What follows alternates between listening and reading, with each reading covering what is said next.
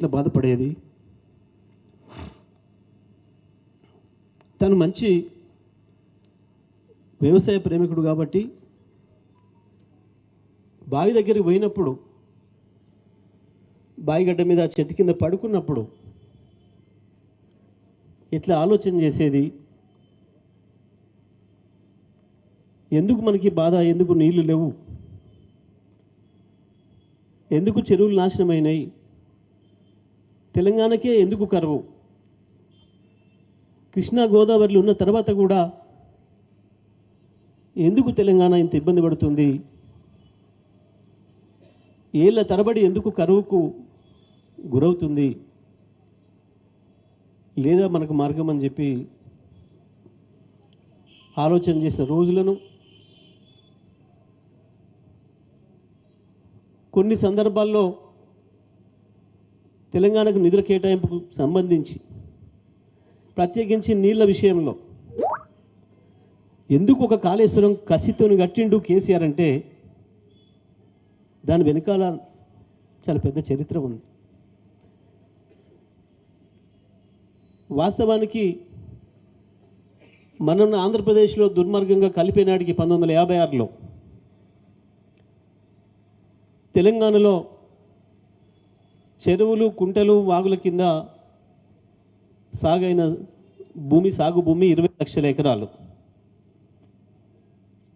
అప్పటికి ఆంధ్రప్రదేశ్లో అంత లేదు, ప్రపంచంలో భారతదేశంలో ఇంకెక్కడ కూడా లేదు. మనకు మేజర్ ఇరిగేషనే అది ఆనాడు.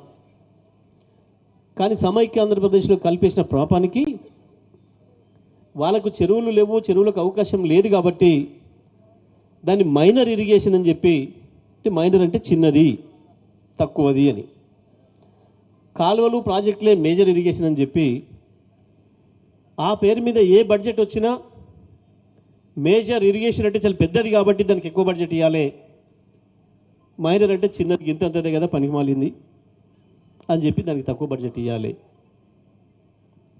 అని చెప్పి కేటాయిస్తున్న సందర్భంలో తను మాధవరెడ్డి గారిని కూడా కలుపుకొని పోయి చంద్రబాబు పైన యుద్ధం చేసి అసలు తెలంగాణలో మేజర్ ఇరిగేషనే చెరువులు, కుంటలు. మరి మీరు మేజర్ ఇరిగేషన్ అనే పేరు మీదనేమో ఆంధ్రాకి తీసుకుపోయి డబ్బులన్నీ కాలువలకు, ప్రాజెక్టులకు, మరి మైనర్ పేరు మీద మా చెరువులకు ఇవ్వకపోతే చెరువులు ఎట్లా బతుకుతాయని చెప్పి ఆనాడే కొట్లాడి 600 కోట్ల రూపాయలు మళ్ళీ తెలంగాణకు కేటాయించుకునే ప్రయత్నం చేసేటప్పుడు జరిగిన పోరాటం గురించి, అధికారులు ఆడిన డ్రామాల గురించి ప్రతి విషయాన్ని కూడా మాకు చెప్తుండేవారు. ఆ సమయంలోనే ఇక మనం ఎన్నిసార్లు కొట్లాడినా ఉపయోగం లేదు, తెలంగాణ రాష్ట్రం వస్తే తప్ప ఇక మనం ఇంట్లో ఉండి కొట్లాడలేము. ఒక పార్టీలో ఉన్నప్పుడు ఆ పార్టీ నిర్ణయాన్ని అమలు చేయాల్సి ఉంటుంది. మనం ఆ పార్టీ జెండా కప్పుకున్నప్పుడు పార్టీ నిర్ణయంతోనే మనం పోవాల్సి వస్తుంది.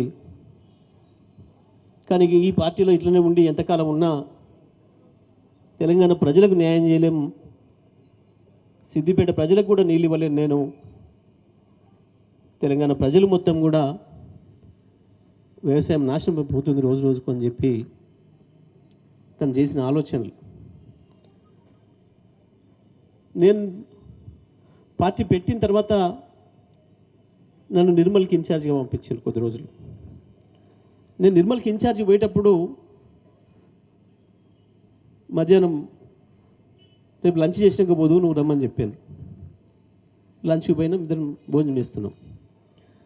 చేసినప్పుడు నాకు ఒక మాట చెప్పాను, జగదీష్ అక్కడ సత్యనారాయణ గౌడ్ అని ఒక ఆయన ఉంటారు, ఎక్స్ ఎంపీపీనో ఏదో ఉండే ఆయన, ఇప్పుడు ఉన్నాడా లేడా తెలుసుకొని పోయి కలువ ఆయన్ని, వీలైతే పార్టీలోకి రమ్మని చెప్పి ఆహ్వానించు. ఎందుకు అంటే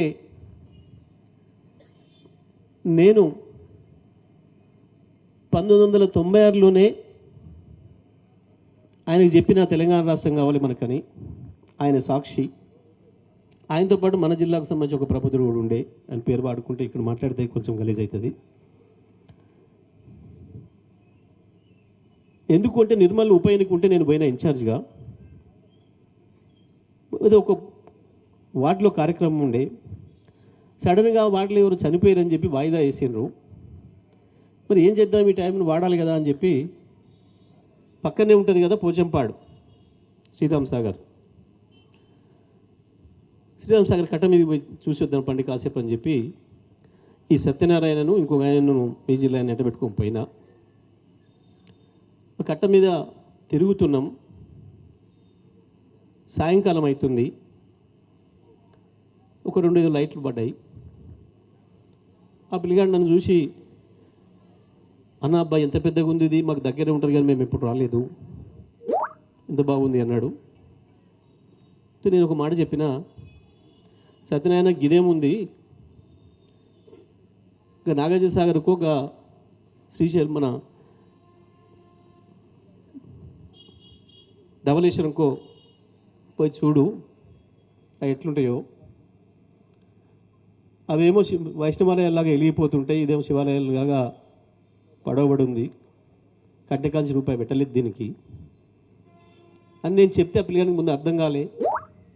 తెలంగాణ ప్రాజెక్టులు అంటే గిట్ల ఉంటాయి, చీకట్లల్లో ఉంటాయి, ఆంధ్ర ప్రాజెక్టులు అద్భుతంగా వెలిగిపోతుంటాయి, పట్టపగల్లాగానే ఉంటాయి అనే మాట నేను ఆయనకు చెప్పిన.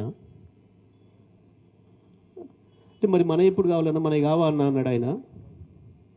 అంటే అయితే తమ్మి తెలంగాణ రాష్ట్రం అయితే అన్న నేను. అంటే ఆ పిల్లగాడికి అర్థం కాలేదు తెలంగాణ రాష్ట్రం ఎట్లయితుంది అని. అయితంటామా అన్న అన్నాడు. అవుతుంది సత్యం, ఎందుకు కాదు, కొట్లాడితే అదే అవుతుంది అంటే మరి ఎవరు కొట్లాడతారు అన్నాడు. ఏమో చెప్పలేం, టైం కలిసి వస్తే నేనే కొట్లాడతానేమో అనే మాట 96లోనే చెప్పినా నేను సత్యంకి.